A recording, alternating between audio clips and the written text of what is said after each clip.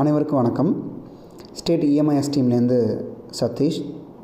ஜூலை 16 நடக்க இருக்கிற BRC CRC ட்ரைனிங்கில் ஃபெசிலிட்டேட்டராக ஆக்ட் பண்ண போகிறவங்களுக்காக ஒரு மாடியூல் பண்ணியிருக்கிறோம். அந்த மாடியூலை பற்றி இந்த வீடியோவில் பார்க்கலாம். இந்த மாடியூல் ஆசிரியர்கள் அனைவரும் பயன்படுத்தக்கூடிய டிஎன்எஸ்சிடி ஸ்கூல் ஆப்பில் அவைலபிளாக இருக்குது. இந்த ஆப் ஒன்லி ஃபெசிலிட்டேட்டருக்கு மட்டும்தான் அவைலபிளாக இருக்கும்.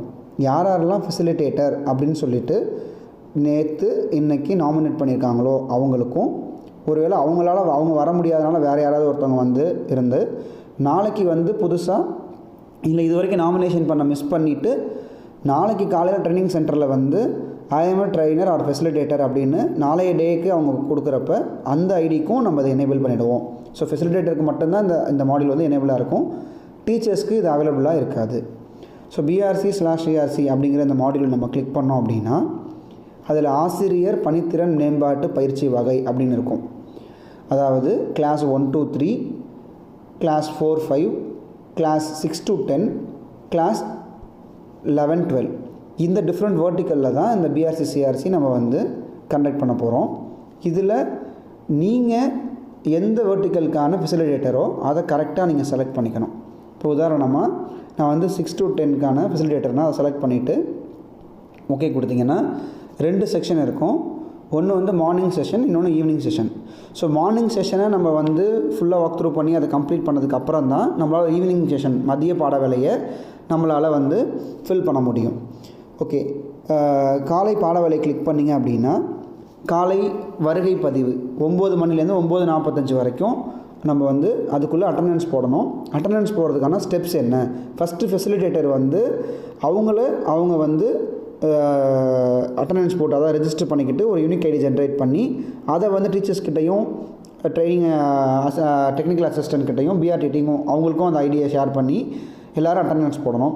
அப்புறம் அஜெண்டா, அப்புறம் அந்த ஃபெசிலிட்டேட்டர் எந்த சப்ஜெக்ட்கான ஃபெசிலிட்டேட்டர் 6 to 10 மேத்தா சயின்ஸா அதை செலக்ட் பண்ணிவிட்டு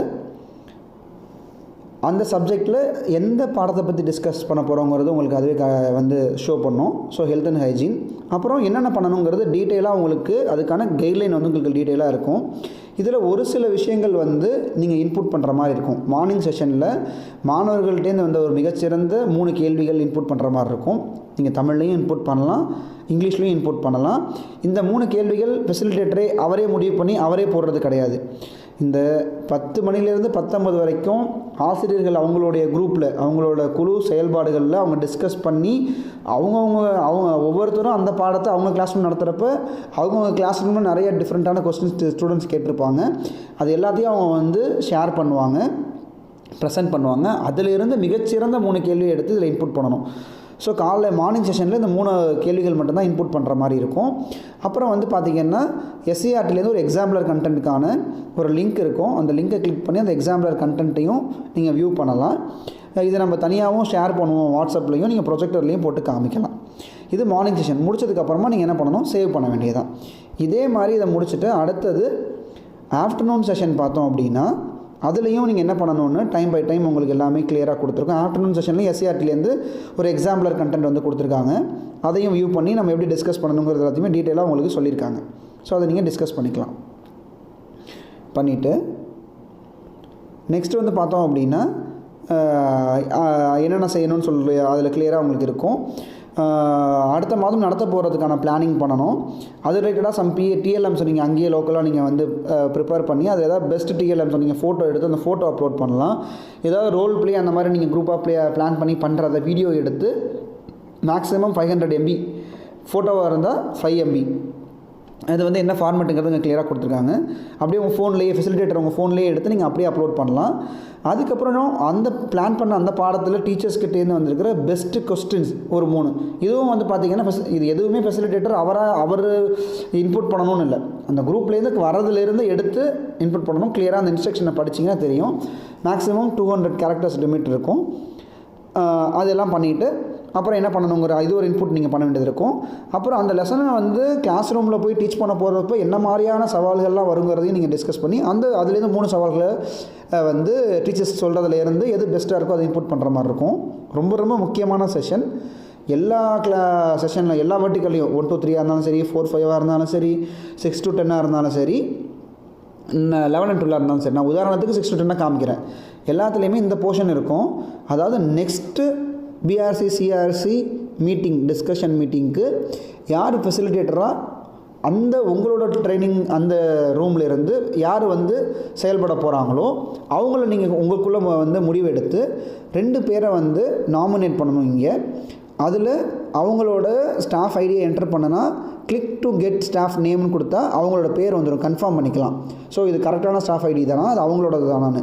எதுக்கு 2 பேர் அப்படின்னா, ஒருவேளை ஒருத்தர் ஏதோ ஒரு சூழ்நிலையில் அவங்களால அடுத்த மாதம் தயாராக முடியலன்னா இன்னொருத்தர் வந்து அவங்களுக்கு பதிலாக சப்ஸ்டியூட் பண்ணுவாங்க. அதுதான் அதோட பிளானு. முடிச்சுட்டு 4:15 to 4:30 ஃபீட்பேக் இருக்கும். ட்ரைனிங் ஃபீட்பேக் மாடியூல் வந்து இதே டிஎன்எஸ்சிடி ஸ்கூல் ஆப்பில் அவைலபிளாக இருக்கும். அதில் போயிட்டு எல்லா ஆசிரியர்களும் தனித்தனியாக அவங்க லாகின் யூஸ் பண்ணி அதில் இருக்கிற ஃபீட்பேக்ஸ் அவங்க கொடுக்கணும்.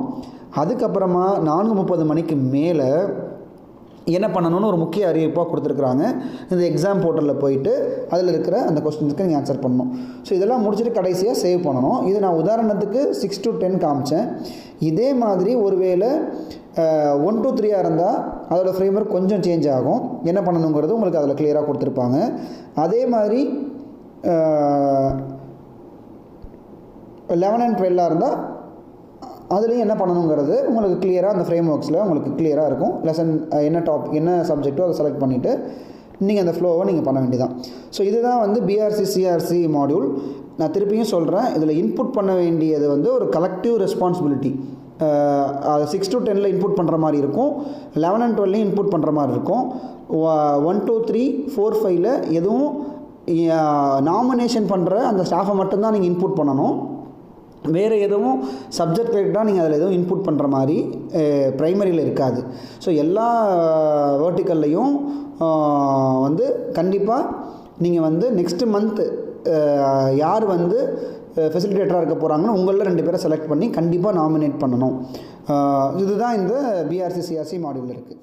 Thank you all.